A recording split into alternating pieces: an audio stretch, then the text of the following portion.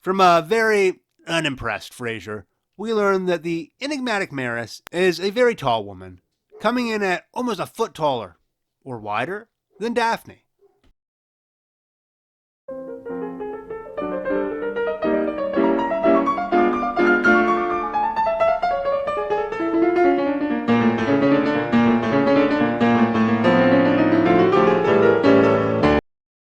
Hello, and welcome to the 12th episode of Frasier Fridays, where all the salads are tossed and all the eggs are scrambled. Today, we're looking at episode 12 of Frasier, entitled Miracle on 3rd or 4th Street. And as the name would suggest, this is a Christmas-themed episode.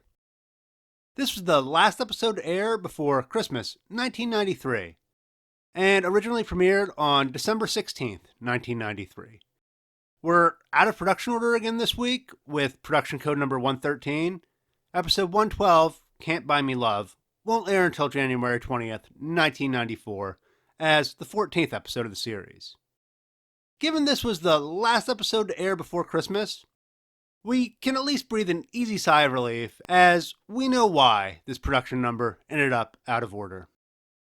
With the Christmas episode, we mark a first in the ratings race against Seinfeld.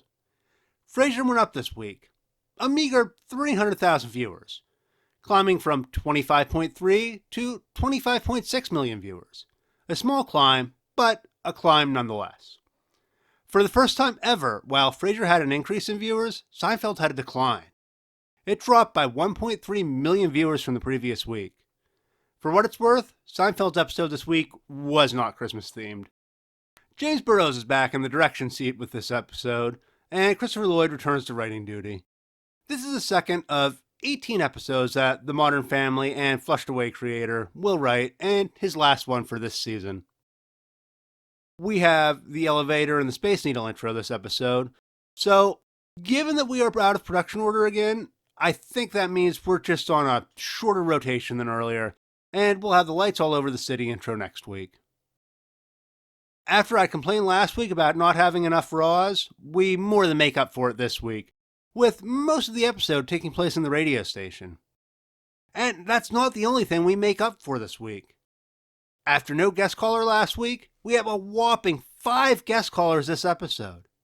In addition to the numerous guest callers, we get to see the KACL office Christmas party, complete with both new and returning members of the KACL family. On the returning character front, we have Bulldog Briscoe back, and we get him fleshed out yet again, learning he's stuck working on Christmas Day, and instead wishes he could go and spend it with his family. I like the direction Bulldog's going in as a supporting character, and this is his strongest outing to date. He's gone from being a one-note character to an actual person. Richard Poe is back as Chopper Dan. For him, it's the same joke as last time. He's deaf from being in the chopper. This is the second and final appearance the Mr. Buchanan actor will make on the series. Part of me wishes he would have stuck around and gotten fleshed out, like what is happening with Bulldog, but his joke was only funny the first time, so I'm fine with him not returning. Next, we meet Betty Ray's Elizabeth for the first time. She'll show up 3 more times in this series, 1 each time in seasons 3, 4, and 5. Ray is an interesting actor.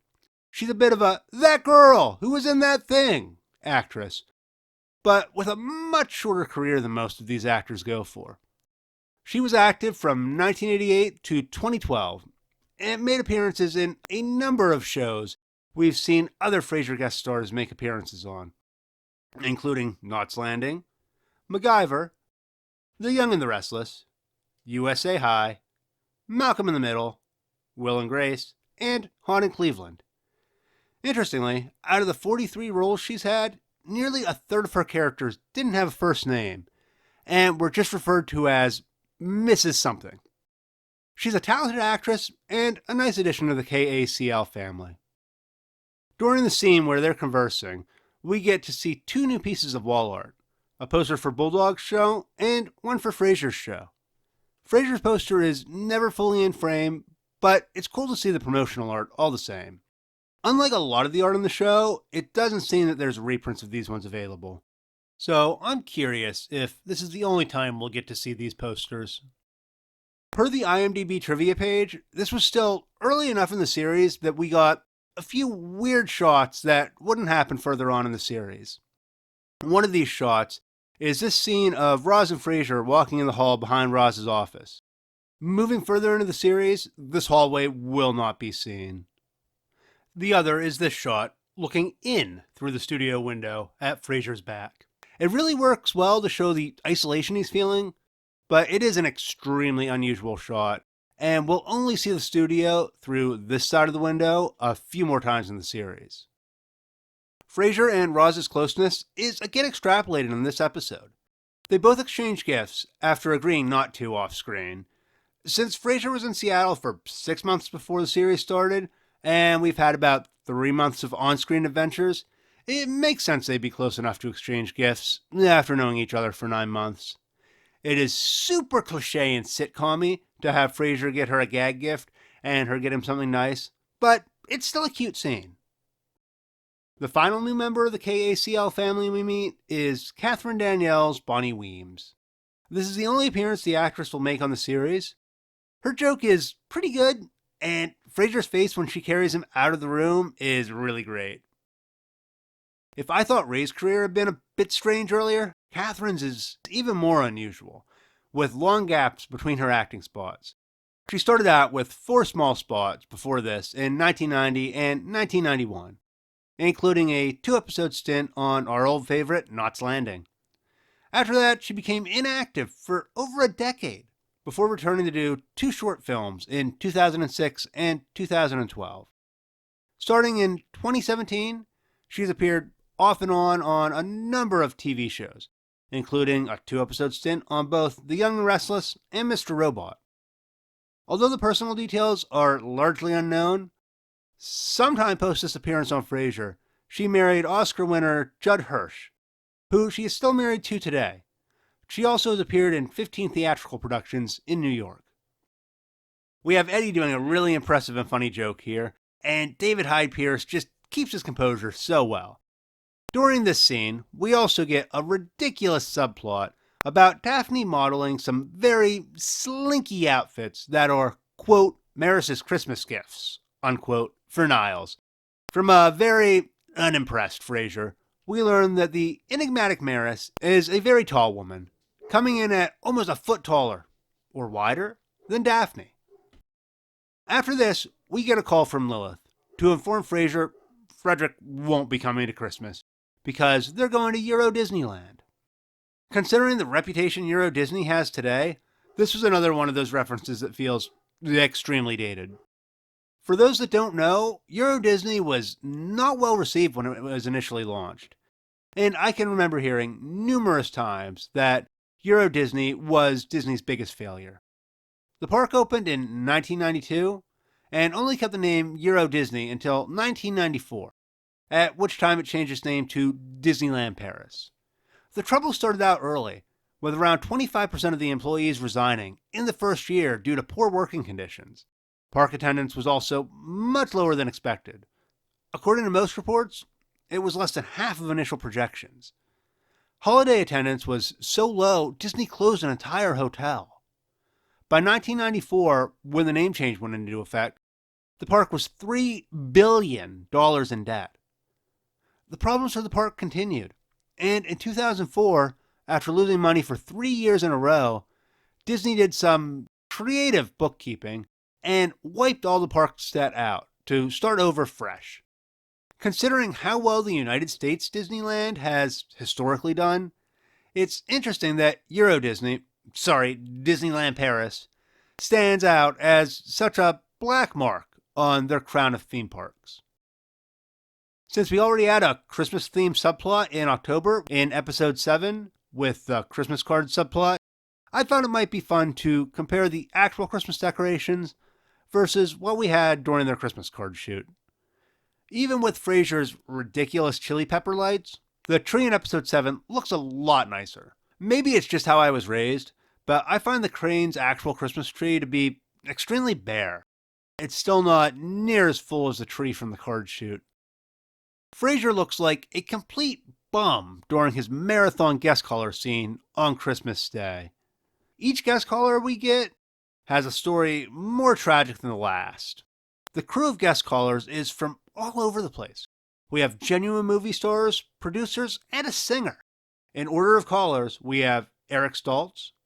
Stoltz is one of our genuine movie stars, with roles going back to the 1970s. Most notably, he's been in Back to the Future, Jerry Maguire, Pulp Fiction, and The Butterfly Effect. Ben Stiller is our second guest caller. Stiller has been in a ton of comedies and is really well known today. At the point in time when this episode came out, Stiller was not that well known. His very first acting role was actually a one-off appearance on Flood and Ramberg's Kate and Alley. He'd been on a few things here and there since then, before hosting a failed variety show entitled The Ben Stiller Show in 1992. Stiller made the transition from TV star to movie star with the 1999 Mystery Men, and really blew up in 2001 with Zoolander. Today, he's probably best known for his roles in Walter Mitty, Tropic Thunder, and my personal favorite, Dodgeball, a true underdog story. If you can dodge a wrench, you can dodge a ball. Our third caller is Rosemary Clooney, and for those wondering, yes, she is related to George Clooney. She's his aunt. She's best known as a singer and was a pop star in the 1950s. During that time, she scored a starring role in the 1954 Christmas classic, White Christmas, which makes her a very appropriate guest caller for this episode. She earned 3 different Emmy nominations during her career, the first 2 while she was a pop singer in 1956 and 1957, and the last one in 1995, when she guest starred in an episode of ER. She passed in 2002 at the age of 74. Comedy legend Mel Brooks is our fourth guest caller, and a man I'm a big fan of. There's the often repeated joke that his film Blazing Saddles could never be made today, but that doesn't mean Brooks isn't still active. Like our episode 9 guest caller, Carl Reiner, Brooks got his start writing for comedy sketch shows in the 1950s, alongside Neil Simon and Woody Allen. Between the aforementioned Blazing Saddles, the 1974 classic Young Frankenstein, and the 1967 The Producers, Mel Brooks has scored 3 films on the top 100 funniest American comedies of all time, based on the American Film Institute's 2000 list. Brooks has won a ton of awards for his work, including an Oscar for The Producers, 4 Emmys, 3 Grammys, and 3 Tonys. He will also be awarded an additional honorary Oscar for his achievements in cinema next year. That's 2024, for those watching in the future. Today, Mel Brooks is 97 and still quite active in his career, with an appearance just this month on the delightful mystery comedy series Only Murders in the Building. Our final guest caller for the episode is a different sort of guest caller than we've had before. Dominic Dunne is not an actor. In fact, this is his first credited acting role, outside of a 1971 short film, and he'll only act in 3 other small parts prior to his death in 2009.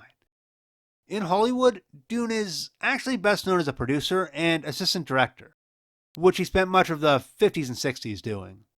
After that, he went into writing and journalism. He's written numerous books, both fiction and nonfiction, including true crime. He worked for Vanity Fair and covered both O.J. Simpson trials. He's a very interesting guy, and a really cool and different guest caller from any we've had before. We end the episode with Frasier at the only restaurant open on Christmas Day, surrounded by the homeless and the dejected. We meet 3 final guest stars here.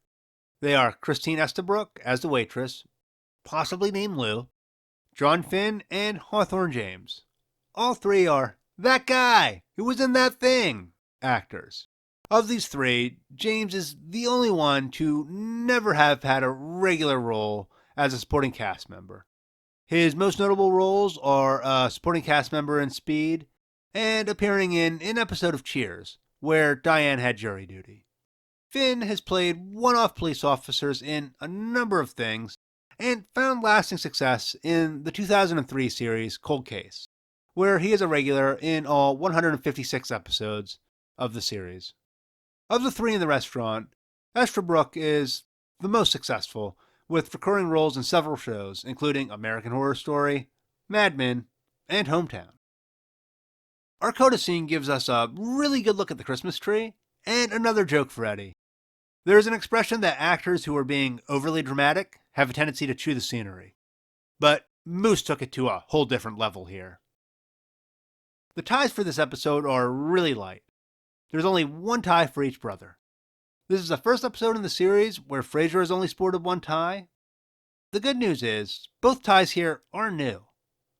Frasier's tie looks like fall leaves, and I've got it in my notes as the autumn tie. I actually really like this tie and would wear it myself. Niles' tie is a cluttered red one. This is an unusual tie for Niles, and feels more like something out of Frasier's closet. Niles' ties have tended to have a lot more open space with a solid color. This one is much more cluttered. It's by far the most Frasier-y tie Niles has worn thus far. This is a good, but not great episode of Frasier. I've always enjoyed holiday-themed episodes, even if they have a tendency to end up with a bittersweet feeling to them at the end. I'll blame that tendency on Jimmy Stewart and It's a Wonderful Life. There's some solid jokes and good reaction shots in this episode. Eddie's a delight as usual, and Bulldog is really getting fleshed out and becoming an enjoyable recurring cast member. We get guest callers galore, although, for the most part, it feels more sad than funny. In fact, that's my chief criticism of this episode. It's not that funny. That issue aside, the episode does what it needs to do, and, well, it sure is a Christmas episode. This year, if you're looking for something to bring up at the office Christmas party, why not mention the 7.5 out of 10 episode of Frasier?